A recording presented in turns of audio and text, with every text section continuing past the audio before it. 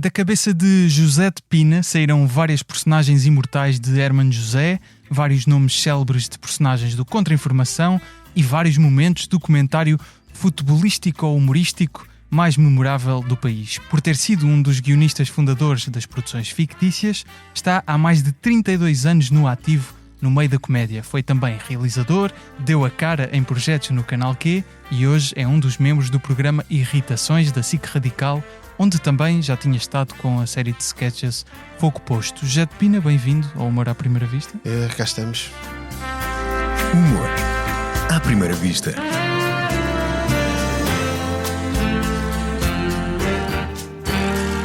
Com Gustavo Carvalho. Amiga, estou cheinha de trabalho. E tu? Eu vou ter um dia santo. Só tenho de reunir com a quinta. E com o catering, o fotógrafo, o videógrafo, os músicos, a florista, a pousada, a celebrante, a designer, a cake designer, o animador, os padrinhos, a maquilhadora, a cabeleireira, a decoradora e os noivos, claro. Depois, tenho a tarde livre. Eish, e como é que vais conseguir fazer isso tudo? Então, quem pode, pode. Com a Vodafone Business, o seu negócio pode tudo. Descubra as soluções smart de colaboração e torne a sua empresa mais produtiva. Together we can. Vodafone Business. Vamos começar inevitavelmente pelas produções fictícias, porque foi onde tudo começou realmente. Há até um livro que retrata em parte o ambiente das produções fictícias, 13 anos de insucessos, da Inês Fonseca Santos. Eu já li esse livro e achei engraçado algumas das histórias que são pouco conhecidas até, e pensei que um dia, quem sabe, faz daquilo um documentário daqueles da Netflix. Acho que há potencial. Acho que há ali há muita história do humor nacional ali, mas eu ouvi dizer que contas frequentemente algumas dessas histórias. Já lá vamos, mas primeiro queria perceber se achas que faz falta ao humor nacional uma nova produções fictícias, ou aquele formato de todos os humoristas, no fundo, ou guionistas já conhecidos da altura, todos juntos numa empresa, porque há também essa vertente comercial. Sim. É coisa que não funciona. Não, eu acho que eu não sou muito saudosista dessas coisas. Eu acho que aquilo teve um momento, foi um momento, e acho que o mundo como está, com as redes sociais, esse tipo de empresa poderá fazer sentido mais para a escrita, por exemplo, de guiões de séries ou de filmes, mas eu não estou a ver agora uma nova empresa dessas, né? Fez muito sentido naquela altura, porque havia muita gente, para começar era importante. Foi uma nova leva. Houve aquela fase do Raul Solnado, depois houve as revistas, houve o humor de revista, certo? E aparece o Herman a romper aquilo tudo.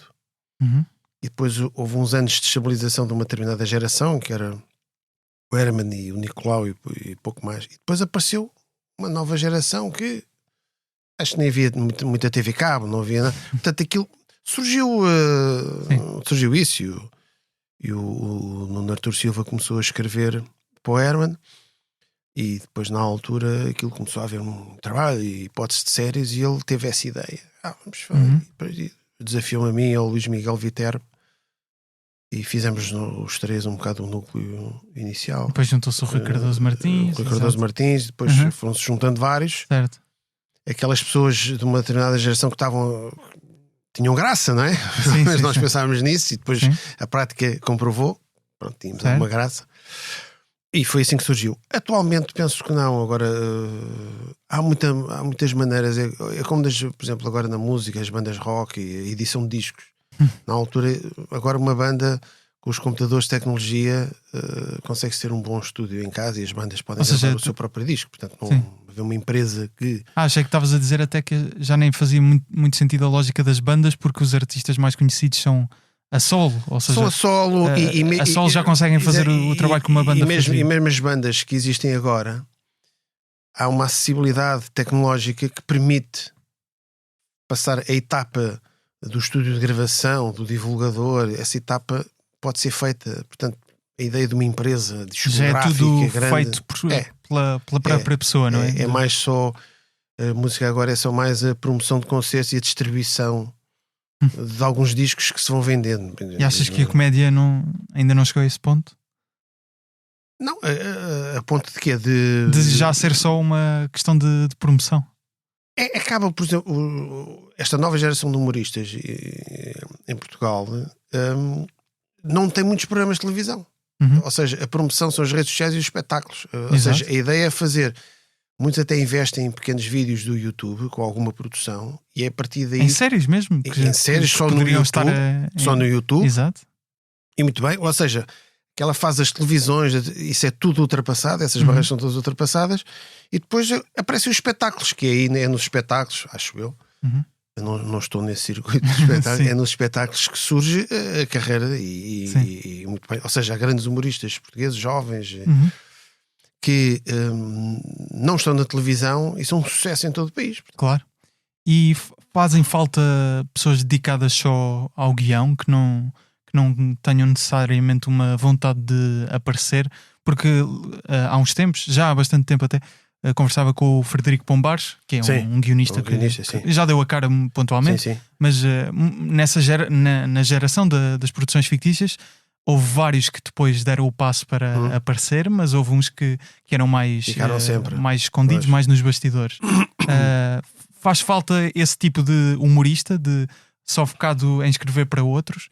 Faz, é útil, acho que há para tudo. Quer dizer, eu acho que mas é uma espécie em vias de extinção. O Pombares continua a fazer esse trabalho, o Henrique também. O Henrique Dias, exatamente. O caso do Eduardo Madeira. Pois é. Que faz as duas coisas. Começou, o Eduardo Madeira é extraordinário. O acting dele é espetacular. Tem muito a ver com o Jerry Lewis. Portanto, eu acho que há um lugar para todos. O argumentista do humor continua a existir. Mas tu identificas-te mais com esse perfil de ser um guionista de origem, apesar de aparecer em alguns nesse sentido, projetos? sim, porque eu stand-up vai uma ou duas vezes em televisão, aquilo não é preciso ter. Mas já lá vamos até. Mas eu perguntava isto incrível porque pelo stand-up. Às vezes há a questão de se o humorista, mesmo aquele que faz stand-up, se vê mais como um autor, uma pessoa que escreve piadas ou uma pessoa que as diz, não é? Há um bocado dessas duas escolas, de ser mais um intérprete do que um autor, e tu assumes-te claramente mais como autor, apesar de nos últimos tempos por exemplo, para mim, conhecemos mais por irritações, não é? Eu acho que também dás a cara. Um humorista de stand-up geralmente escreve o seu próprio material. Claro, nem sei se existe um caso. Eu acho que existem alguns, talvez mas exista, não são públicos, digamos.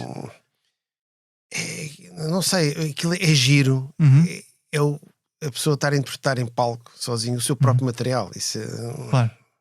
Mas isso é a minha opinião. Mas tu pensas, tu quando escreves para irritações, o que vais dizer é a mesma lógica, no fundo. Exatamente. Só que depois é em formato de conversa. Em formato de conversa, tudo o que está ali sou eu que digo, e todos os programas de televisão que fiz foi isso. Portanto, ou seja, uma pessoa que é originalmente, como eu, começou originalmente na retaguarda a escrever, quando aparece, obviamente escreve o seu próprio material. Claro.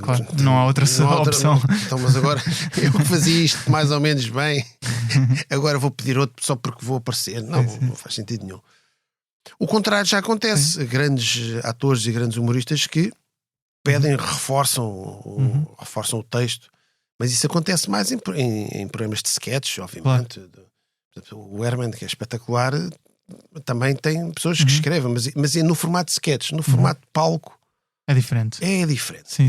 É diferente. Mas analisas muito a tua performance como intérprete? Ou seja, do texto acredito que sejas muito analítico quando estás a escrever, não é? Que já vem desta bagagem. Mas depois como performer, lá está. Sim, vejo. Geralmente, vejo o programa. Quais é que achas que são as tuas qualidades como intérprete, então? Não sei, eu consigo. É uma faceta que no fundo veio como acessória à original, não é? É, exatamente. Mas ou seja, também uma importa. coisa, eu quando comecei a escrever, e isto de uma pessoa ter sentido de humor ou não é uma coisa um bocado. Como é que nasce o sentido de humor de uma pessoa? Não sei. Sim. Eu fui descobrindo no início eu descobri no sentido quando o Nuno Silva me desafiou para escrever para o Herman, para a rádio. Eram 5 textos por semana. 5 textos por semana? 5 textos por semana. Porque eram 5 dias. Depois, sim. E depois ao fim de semana metia-se também a abertura do Herman do Parabéns. Do Parabéns, na altura.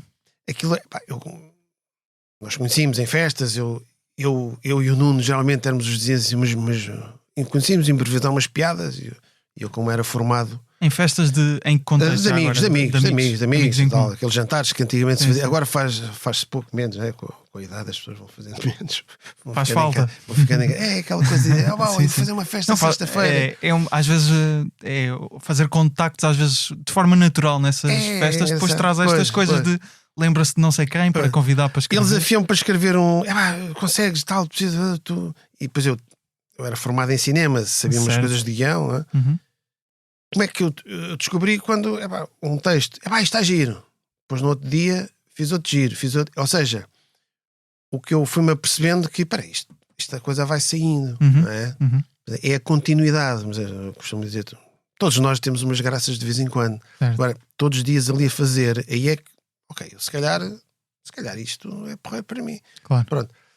E eu vejo esse imaginário, por exemplo, o próprio o Herman é uma escola também. Eu às vezes ia ver as gravações do Parabéns e ver os timings. E nós ao escrever também pensamos no timing, no timing da piada. Quase como uma direção de atores prévia, não é? No exatamente, fundo. eu estou a imaginar o timing daqui. Isto tem que ser giro aqui, vou pôr aqui exato. o timing. A piada só explode, passado não pode ser logo. Sim. Não é? E eu, sem querer, incorporei isso nas minhas aparições, na forma como digo as coisas. E depois eu vejo o programa. Eu vejo sempre o programa.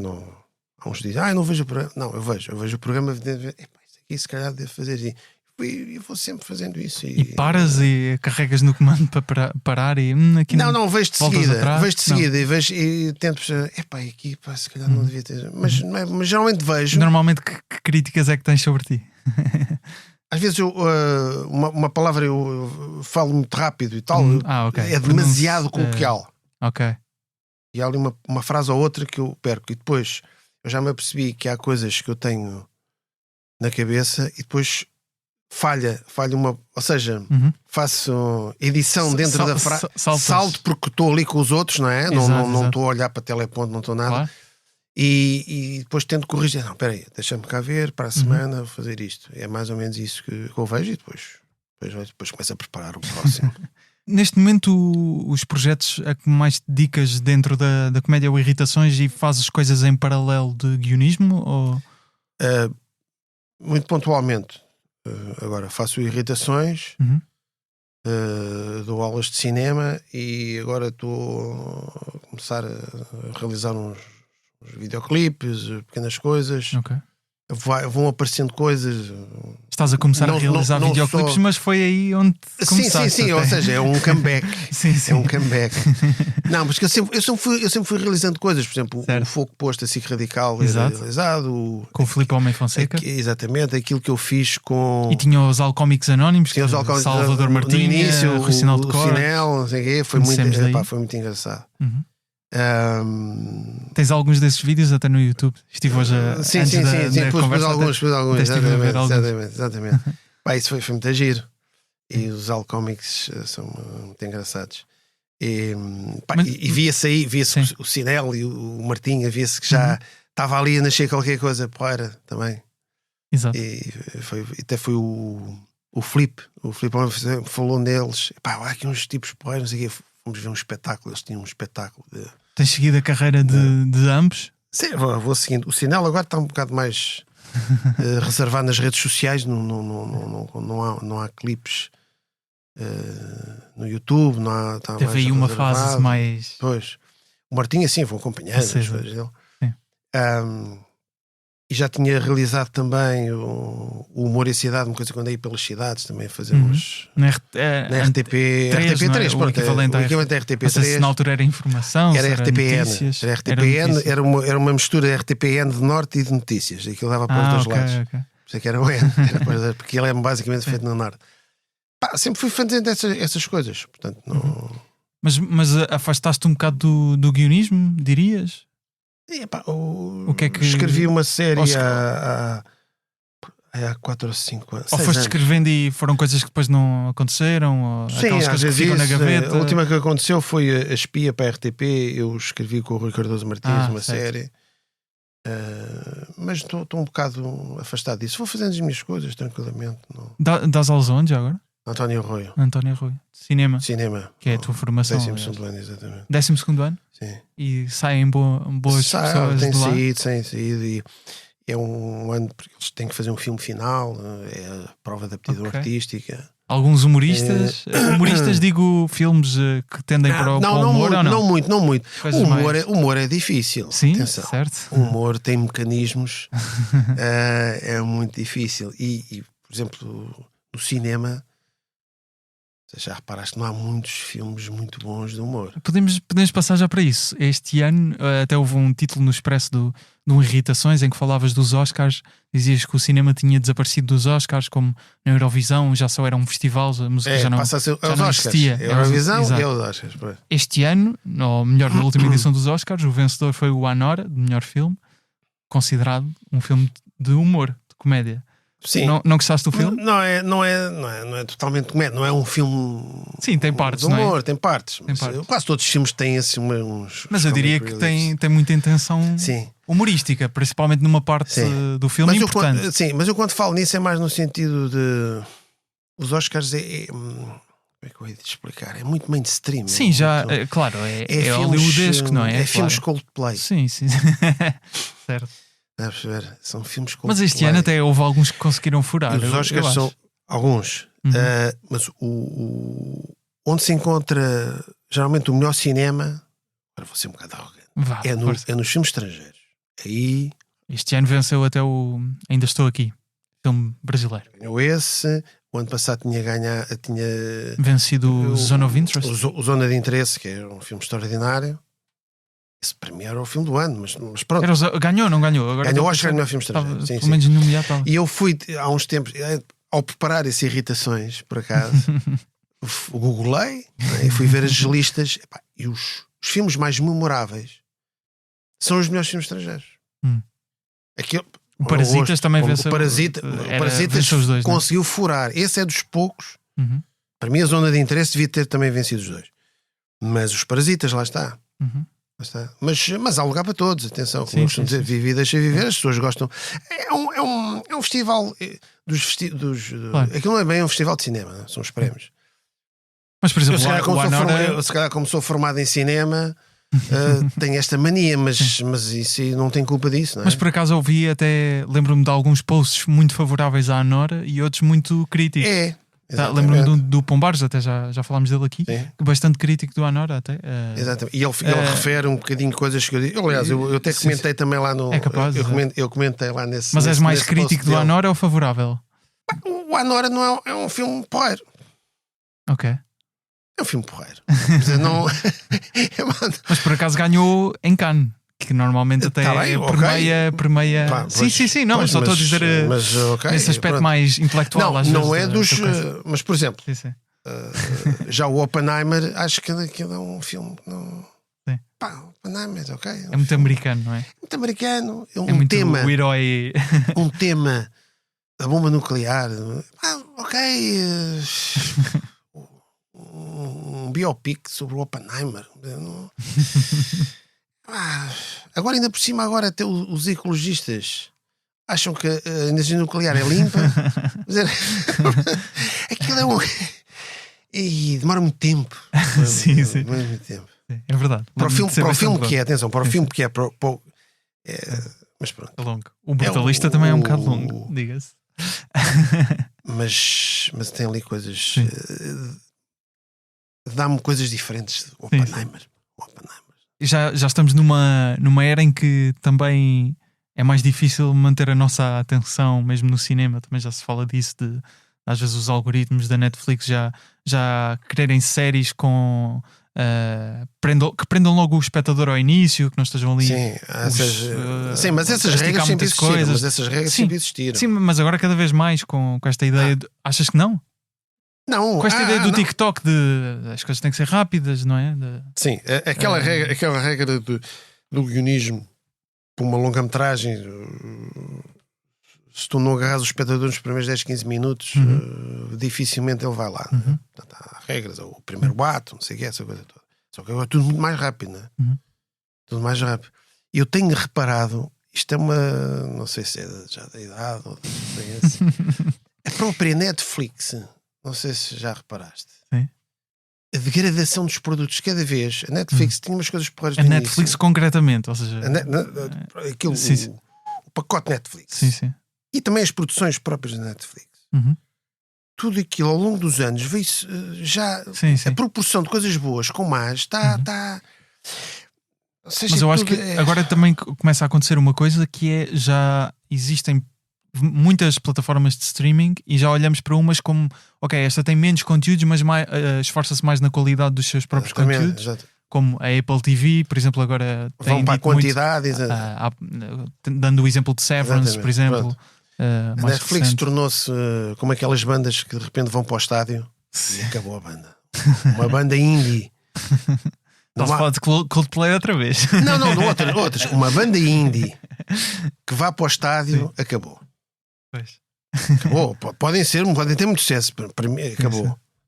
Claro. Há outras, os Muse no início, uma banda muito fixe dos os primeiros 2-3 álbuns, começaram a ir para estádios, aquilo já é.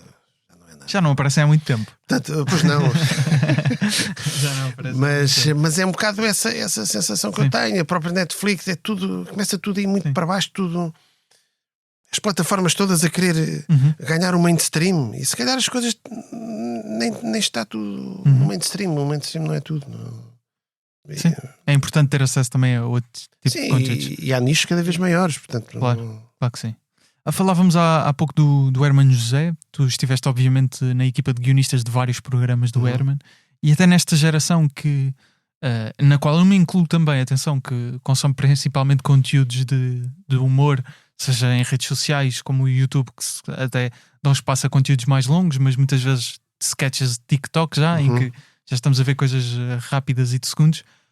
Como é que explicarias a uma pessoa desta geração que não está a par do trabalho do Herman a importância que ele teve na comédia nacional? Porque muitas vezes até podemos ver um novo humorista que aparece com um sketch que nós dizemos, isto é incrível, e não, às vezes dou por mim a pensar. Eu que vivia o período do Herman, ou melhor, já vivi um período de Herman de Sica até, mas fui obviamente recuperando coisas lá para trás, não é? Não só de histórias que contam, mas de coisas que marcaram. Mas fico sempre com esta ideia: será que tudo o que aparece é sempre uma repetição do que já foi bem feito? As coisas boas estão a repetir sempre coisas do passado de alguma forma? Sim, é um bocado. Mas isso acontece em tudo: cinema, literatura, música, acontece um bocado isso. Há variações e acrescentos no bom sentido, não o plágio. Sim, não isso, claro, mas isso é natural. Mas com outra linguagem. Noutra plataforma. Os Beatles inventaram progressões de acordes que na altura não havia, e agora o Britpop influenciou, etc. Portanto, acho que é natural isso. O Herman, o contexto do Herman é uma espécie de. Eu sou daquela geração que, quando miúdo, tinha aqueles programas de televisão, não é? Aquelas graçolas, e o Herman é a modernidade, não é? O Herman é o humor, é aquilo. Antes do Herman passava os Monty Python na televisão. Eu gostava daquilo, que não era a partir não era fácil, mas eu e os meus amigos na altura gostávamos daquilo, e de repente o Herman é a Europa moderna, o humor moderno entrou, portanto foi o Herman que começou. Houve um bocadinho o Nicolau no início, antes do Herman, também experimentava assim umas coisas mais nonsense, aliás até foi o Nicolau que puxou o Herman, não é? Percebeu, o Nicolau, como também gostava desse, puxou o Herman, e o Herman foi assim uma revolução, não é? Olha, como costuma dizer o Nuno Silva, o 25 de Abril do humor em Portugal. Essa é a importância dele, sem dúvida nenhuma. O acting dele, o timing, as improvisações, é genial, é brutal. Claro. E sentes que ele tem conseguido reinventar-se até na. Ele andou. Eu acho ele tem aquele programa de Cá por casa. Cá por casa, que faz as suas. Mas ele depois na net tem coisas muito engraçadas. Aquilo está lá tudo. Achas que o Cá por Casa é mais para o público que já vem com o Herman de há uns anos e redes sociais chega a outras pessoas, é isso? É o clássico. Mas ele tem coisas. Há personagens muito engraçadas. Tipo, ele agora tem um que é o. Aquele que faz comentário russo. O Milhazes. O Milhazes, pá. Faz um Milhazes espetacular. Sim. Adoro. Aquele é Herman Vintage, muito bom. Portanto, é o maior. Não tenho nada a acrescentar. Recentemente, até num podcast desta casa, no posto emissor da Blitz, o Toy recordava o boneco dele no Contra-Informação. Não sei se viste isso. Eu vi isso. O programa do qual és um dos autores, não é? O boneco do Toy era o Macacói. E o Toy, aliás, eu depois fui ouvir essa parte. E o Toy dizia que até achava giro o boneco e que ajudava na promoção. Sim. Mas o pai dele reclamou de alguma forma junto à RTP aquilo girou por achar que o filho não era um animal e depois o boneco desapareceu ao fim de 2 episódios. Foi mesmo assim? Não, o que é que se passou? Eu estive a trocar aqui uns WhatsApps com o Rui Cardoso Martins e com o Filipe Almeida Fonseca a propósito disto. Acho que foi o Rui que mandou. Eu até comentei, nós fizemos isso. Foi. E depois ele recordou-me, consta que o pai dele chegou a querer ir às produções fictícias tirar satisfações do que é que andava a passar. Aquilo era um boneco neutro, acho que era um macaco que nós tínhamos, não é? E aquilo não era uma personagem, aquilo deve ter. Nós às vezes tínhamos personagens que apareciam 1 ou 2 vezes. Sim. Não era um personagem fixo. Claro. E a ideia não era ser um personagem fixo. Dava jeito ali a algures. Depois não apareceu mais porque as circunstâncias da atualidade não dava. Sim. Eu lembro-me disso, do Macacói. Nós tínhamos coisas tão... não íamos... Mas eu já não me lembrava disso. Acontecia muito... Eu lembro-me até no livro que referi de algumas passagens sobre isso. Acho que existiam políticos que não queriam de todo ser sátira no Contra-Informação e outros que até queriam no sentido estava à espera que nunca mais tenha o boneco. Protagonismo num programa badalado. Pois, exatamente. Mas é que uma das coisas que nós... Aquilo foram quase 15 anos. Aquilo foi possível fazer durante aquele tempo todo porque nós conseguimos manter uma espécie de... A maior parte do tempo aquilo começou comigo e com o Rui e depois passado 2, 3 meses o Rui Cardoso Martins depois entrou o João Quadros, depois saiu, ao fim de 2 anos saiu, o Eduardo teve lá 1 ano e depois entrou o Filipe já depois até ao fim. E é engraçado, nenhum de nós tinha partido, ou seja, aquilo era mesmo humor em estado puro, ou seja, não havia atacar tudo. É que está com graça. Vamos embora. E eu acho que durou aqueles anos todos por causa disso. Porque qualquer político de que setor, área ideológica fosse, via aquilo, olha, hoje fartei-me levar na cabeça. Sim. E depois para a semana era outro. E depois, mas sempre justificado. E portanto, nunca tivemos muita reclamação nesse aspecto. As reclamações nunca vinham dos políticos. Vinham sempre de figuras da televisão, da música. Era muito curioso. Eu acredito também que os políticos não querem muito dar aquele lado, a parte fraca, não é? Porque, sim, também não querem. Por exemplo, agora temos estamos em período de campanha para as legislativas. O programa do Ricardo Aruz Pereira, Isto é Gozar com Quem Trabalha, é diário neste momento. Vai receber os líderes políticos. Temos agora até o Bom Partido. Do Guilherme Geirinhas, no YouTube, e também vai passar na SIC Notícias, pelo que percebi. Eu acredito que os líderes, que sabemos que os líderes políticos querem ir, apesar de aquilo é bom. Por exemplo, ir ao Geirinhas Ricardo e os Geirinhas é gozarem com eles, não é? É bom, exato. É bom. E aquilo dá-lhes um ar. Eu acho que é. Desculpa, deixa-me só acrescentar aqui. Eu acho que são bem vistos por se sentirem confortáveis em estar ao lado de alguém que já gozou com eles, não é? Tipo, passam um lado positivo, não é? Eu estou confortável que façam humor comigo, mesmo que possam eventualmente interiormente não gostar tanto. Eu sendo o humor, o Geirinhas é mais incisivo do que parece.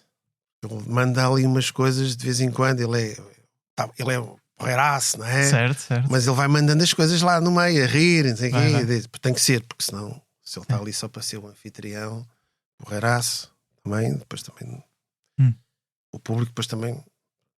Mas em relação, eu gosto muito dessas entrevistas dos Geirinhas. Mas eu fico sempre com uma sensação. Os políticos são porreiros demais ali. Por acaso é uma questão que... São todos uns gajos muito porreiros. São todos porreiros, não é?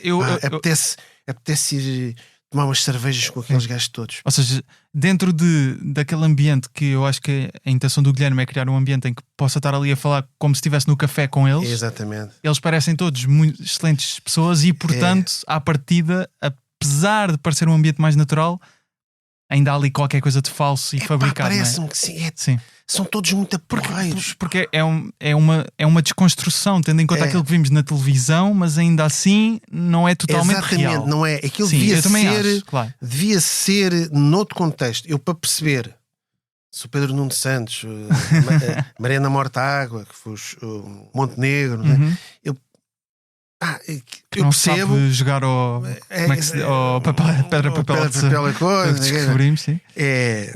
Sim senhor, aquilo é bom para os políticos, os Geirinhas fazem aquilo muito bem, mas são todos muito porreiros. Pois. Sabes, eu estive a pensar numa coisa, pelo que eu percebi nas temporadas anteriores, nesta temporada não apareceu esse aviso, portanto não vou dizer sobre esta, mas nas anteriores todos os partidos tinham sido convidados. O PCP não tinha ido uma vez, o Chega ainda não foi, nesta também. Pois, mas foi convidado o Chega. Não sei, não faço ideia, mas sei que pelo menos eu li nas redes sociais que queriam mandar a Rita Matias. Foi? Ok. Não sei se foi o que eu li. Não vi, e os Geirinhas, acho que bem. Não. Sim. Pois acredito. E para o Nuno Melo também. Não faria sentido nenhum. Mas fica a pensar se, caso o André Ventura fosse, se nós iríamos ter essa empatia com ele de este gajo afinal até... De certeza. Achas que sim? Isso custa um bocadinho imaginar isso, não é? Está bem, mas é aquilo, não sei. Houve uma que para a RTP1 também estas conversas mais informais, que o Ventura esteve lá, eles preparam aquilo. Claro. Eles preparam aquilo minuciosamente. Estás a dizer, preparam os políticos, preparam-se. Olha, vou às Geirinhas. Sim. Tens que ser cool. São cool. São todos uns porreiraços. Mas apesar de tudo, achas que é ou seja, é uma coisa fabricada, mas apesar de tudo mais próxima do que eles são na vida real do que apesar de tudo. Sim. Não estou a dizer que eu vi dois agora com o Montenegro e a Mariana Mortágua não são aquilo. Sim. Mas sim, há ali um jogo, não é? Há um jogo. Há uma frase do Bo Burnham, que é um humorista americano, que é Art is a lie, nothing is real. E também se aplica a este caso, não é? Há ali uma arte também de saber ser porreiro. Saber ser porreiro. A Mariana Mortágua e o Montenegro não são aquilo que nós vemos só como políticos. Exato. A Mariana Mortágua é simpática, porreira, mas aquilo também há ali muito... Pronto. Mas eu adoro ver aquilo. Sim. Adoro ver aquilo. É uma excelente ideia. E também está em podcast já agora no Expresso. Está. Isto começou com o Macacói. Pois foi. Sim, começou com a contra-informação, exatamente. Tinha-te perguntado se na altura existiam muitos políticos a querer ter. Não, era mais figuras da sociedade. Por exemplo, desde exatamente. A Bárbara Guimarães ficou fula com o boneco. Os políticos, eu acho que era por conveniência dos políticos, mas não só. Eu acho que genuinamente quero acreditar, e nós fazíamos esse trabalho. De repente o Paulo Portas levava na cabeça durante 2 dias. E depois a seguir estava o Sócrates a levar. Porque tinha piada, porque aquilo era, ou seja, nós éramos uma espécie de franco-atiradores, éramos uns snipers, líamos as notícias, líamos tudo. Ponto foi para disparar. Isto é muito giro. Sim. Isto é muito giro. Não sei o quê. Pois, cada um de nós tinha as suas ideias, mas isso foi uma espécie de uma escola que é sempre nós temos sempre a aprender, não é? E essa coisa de habituou-me e treinou-me a olhar para um sítio à procura de piadas. Eu tenho todo o universo para poder fazer piadas e não estou condicionado com nada. E achas que isso é uma regra essencial do humor, especialmente sobre política? É. Senão ficam demasiado engajados. Tu estás sempre a fazer aquilo. A política, o humor é surpresa, de repente é disrupção, e se estás sempre ali naquela zona, ok, não surpreende. Não... O Ricardo Araújo Pereira diz algo como: se não sabes fazer piadas sobre o teu quadrante político, não és pois, humorista. exatamente. Olha, eu vi essa frase e eu no Irritações já há uns meses também disse isso. Uma frase que eu digo que é impossível. Eu disse, é impossível ser ativista e humorista ao mesmo tempo. Sim. Entretanto, já deu aqui uma boa discussão neste podcast também, no episódio recente com o Diogo Faro. Eu ouvi um bocado desse depois. O Diogo, já trabalhei com ele na Sporting TV. Não sei o Diogo entrou por ali, mas ele lá saberá. Não, ele entretanto diz que reconhece que sim. Não, mas isso é porreiro. Isso é porreiro da parte dele. Ele percebeu, ele próprio percebeu na prática que tu vais para a cabine de voto, votas naquilo que tu quiseres, não sei o quê, mas ele admite alguma dificuldade em, por exemplo, fazer humor com o Bloco de Esquerda. Mas isso é legítimo, isso é legítimo da parte dele. Claro. A minha opinião é: és ativista, porreiro, ótimo. Mas que humor é que vais fazer? Não é? Por exemplo, houve um gozar com quem trabalha quando aconteceu aquela coisa das grávidas a amamentar do Bloco de Esquerda. Exato. Que eu observei foi o Ricardo, que é de esquerda, e a equipa dele fizeram piadas. Eu elogiei no Irritações, claro. São prós. Eu até lhe chamei, isto é uma equipa de humoristas prós.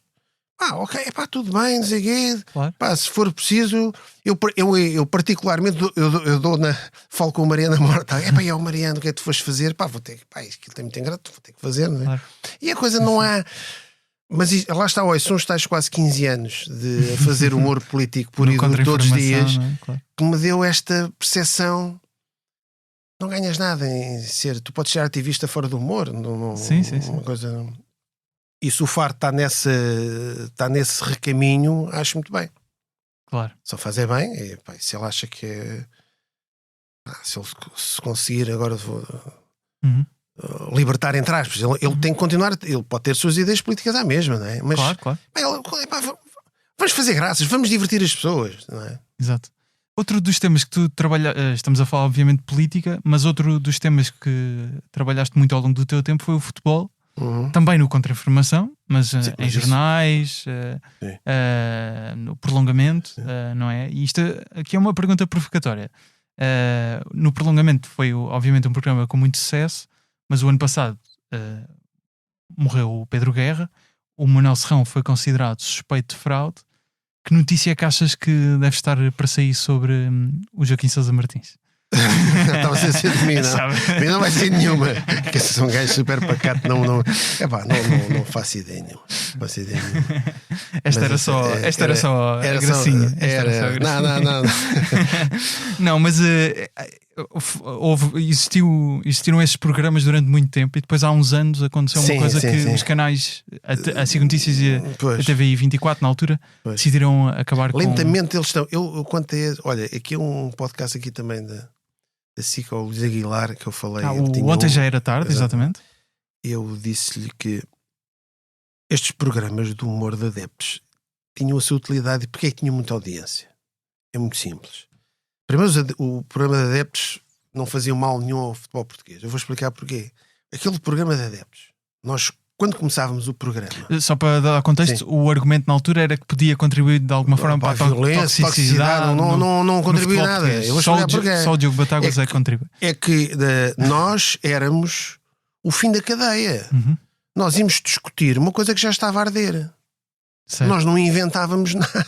Mas ao discutir uma coisa que está a arder, não estás a colocar mais. Mas era o lado do adepto. Mais lenha? Não era lenha, estávamos apenas. Era aquelas conversas de amigos. Estão. O amigo que vai para o café e vai beber umas cervejas gostam de se provocar o amigo um ao do Sporting, eram as picardias. Depois, eram picardias. Só que depois aquilo. Houve determinados comentários. Depois houve as direções dos clubes davam tudo. Diz isto e diz aquilo, não sei o quê. No meu caso nunca houve nada. Eu levava. Por acaso até tenho lá os dossiês com os meus. Um dia nas redes sociais vou ter umas fotografias dos meus apontamentos. Tenho cadernos com recortes do prolongamento. Volta e meia aparece-me um vídeo de vocês. Exatamente. Ele veio aquilo como um programa de entretenimento. É um programa de entretenimento. Olha, mais um programa de televisão que eu vou fazer. Era do Sporting, dava uma coisa. Aí eu tinha um ativismo que era do Sporting, mas era mesmo. Tu és o gajo do Sporting, vais dizer mais nada. As outras coisas que eu escrevi de humor, de futebol, fiz imensas piadas com o Sporting.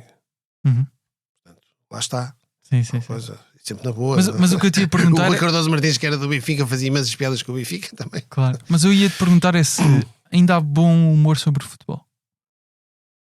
Ou já está um bocado cansado? Eu próprio já. As picardias já estão todas feitas, não é? Já. Agora fiz agora. Não queria falar nisso, mas pronto, não interessa. Acho que está um bocadinho. Houve um texto polémico do Manuel Fúria. Sim, aqui na tribuna, expresso, exatamente. Aquilo é uma coisa antiga. Eu fiz. Sobre. Eu estou à vontade. Dizia que de alguma forma. Eu só li o post. Existe um clube que é o anti-Benfica. Exatamente. Isso é uma coisa que eu ouço desde criança. Por exemplo, eu acho que o Fúria está completamente. É um anacronismo. Aquele texto é um anacronismo. Lá está, é o que estavas a dizer. Não é por ali que já. A coisa já não existe ali, naquele campo. E o humor futebolístico já não. Por acaso.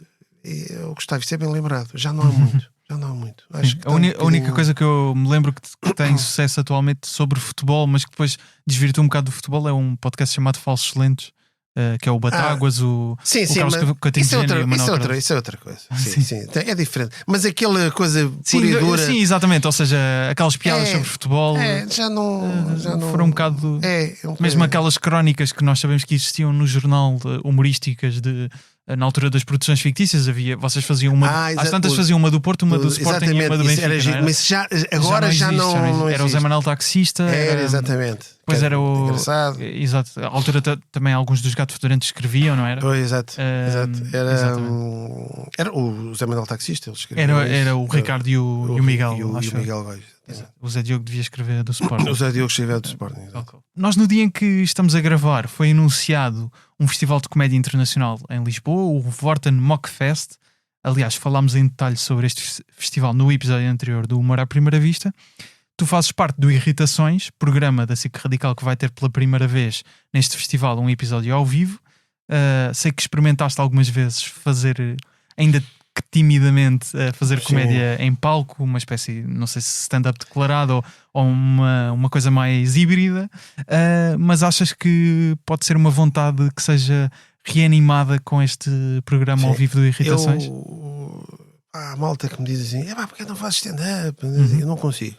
Eu às vezes lancei, editei, escrevi 3 livros de humor. Eu até no lançamento do livro estou à rasca. Então, portanto, vou estar ali na livraria a lançar o livro. Mas eu se conseguir estar em palco com outras pessoas, eu acho que corre bem. As experiências que eu tenho tido. Achei que ias dizer, mas não. Sozinho não. Tenho uma vontade. Sozinho. Eu tenho um fascínio enorme pelo stand-up. Eu tiro o chapéu ao pessoal do stand-up. Aquilo é preciso ter uma grande coragem. Costumas ver? Costumas ver? Vejo alguns. Não sou... Presencialmente ou não, presencialmente não, vejo streaming. Presencialmente não vejo muito. Vi o da Luana agora. O Crente. Que acho que está nas últimas datas agora. Exatamente, muito bom, gostei. Tem lá, ela consegue. Tem um estilo que eu gosto bastante. Ela tem lá uma parte em que ela desconstrói Não queria estar aqui a dar spoiler, o chamado spoiler. Não. Sim, mas... Agora, fiz 2 galas do Sporting com o Vasco Duarte, com o João Cunha, e com o Faro. Mas como estávamos ali, todos juntos, aquilo correu bem. E fiz um roast também, correu bem. No roast estamos todos, né? E aquilo corre bem. Sozinho, eu tiro o chapéu à malta que faz isso. Aliás, o Ricardo já deu várias entrevistas a dizer que era um sofrimento fazer. O sofrimento não compensava o prazer. Exatamente. O sofrimento anterior. Eu sinto mesmo isso.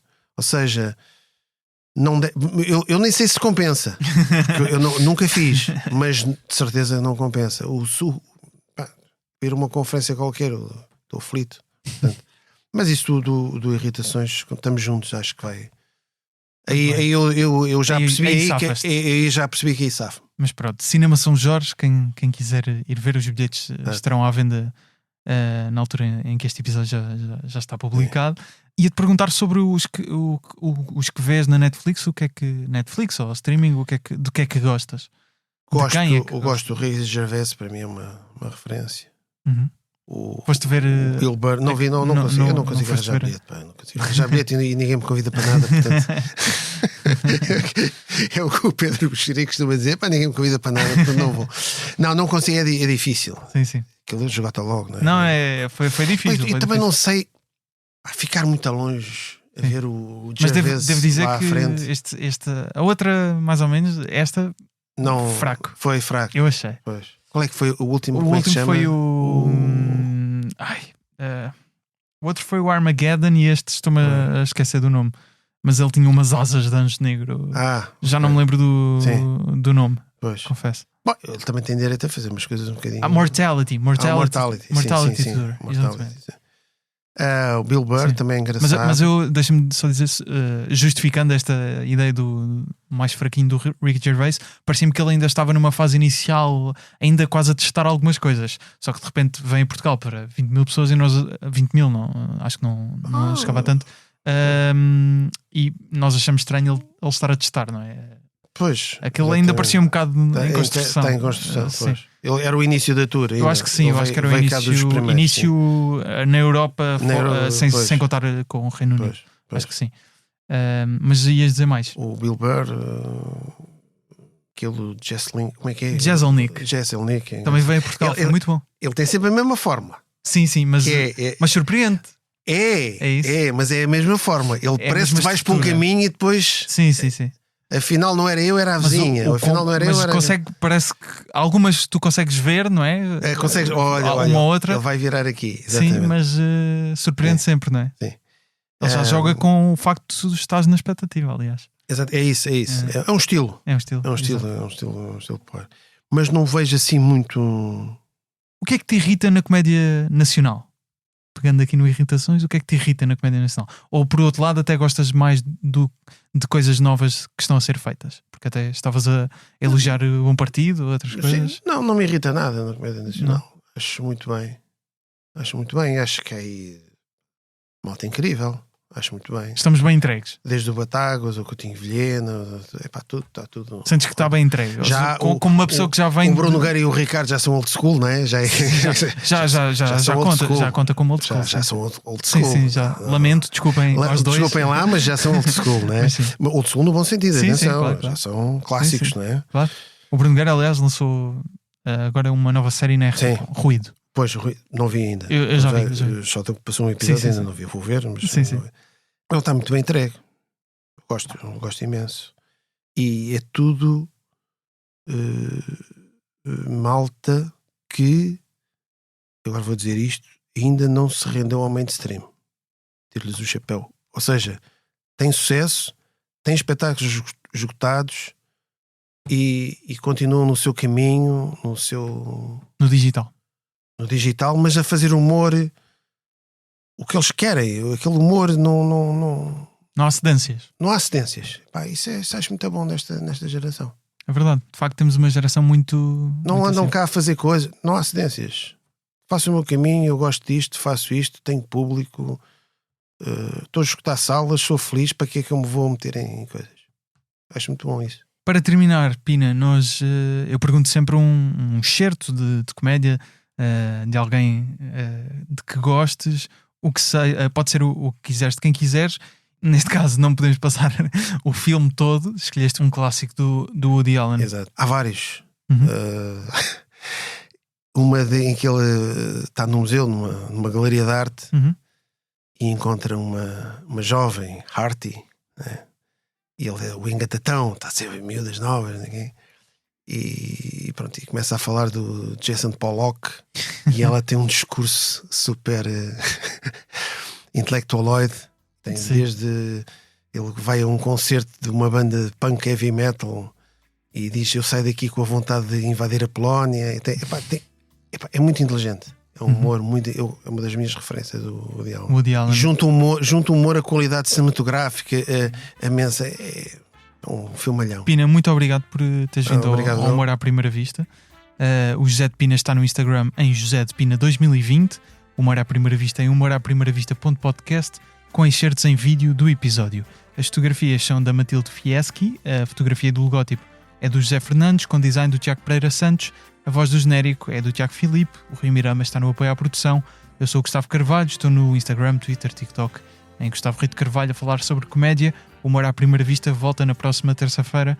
Mais uma vez, muito obrigado, Pina. Obrigado, eu também. It's quite a lovely Jackson Pollock, isn't it? Yes, it is. What does it say to you? It restates the negativeness of the universe, the hideous, lonely emptiness of existence, nothingness, the predicament of man forced to live in a barren, godless eternity, like a tiny flame flickering in an immense void with nothing but waste, horror and degradation, forming a useless, bleak straitjacket in a black, absurd cosmos. What are you doing Saturday night? Committing suicide. What about Friday night?